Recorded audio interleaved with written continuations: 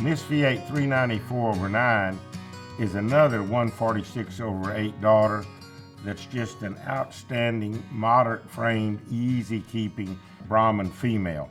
Sired by 146, you've got that instant notability of pedigree on this cow. Three-time Houston champion.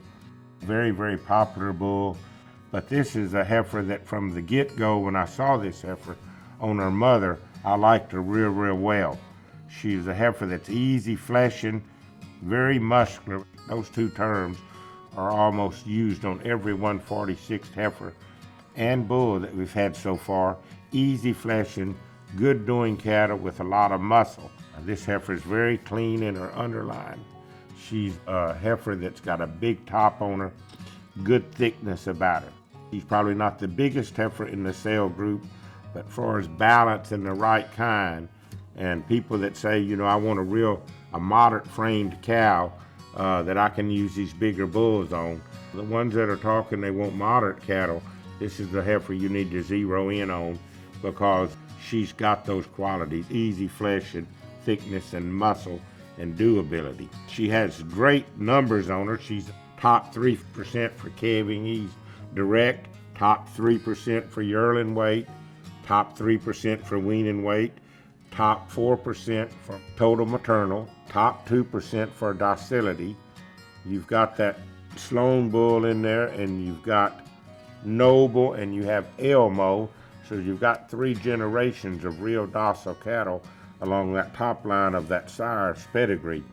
And then another thing that's very important on this cow, from a carcass standpoint, she's the top 2% for tenderness, top 10% for yield grade. She'll have high cutability, and then she's also in the top 10% for ribeye area. Notice the trend on these 146 cattle. They're going to have good performance to them, but really what's going to set this bull apart and help him some is that he tends to have, from the first data that comes back, real good carcass characteristics. And if you look at the 394 heifer and then go back and look at her half sister 392, they're going to be real strong in that carcass area. And the pedigree on this cow is just outstanding. 146 on a 380 daughter. That's a match made in heaven. And a very unique thing on this cow, she goes back, her maternal grandmother is a cow, Miss V8 539/6. I believe that's the oldest female we have on the ranch today. She's also the grandmother of Dream Girl.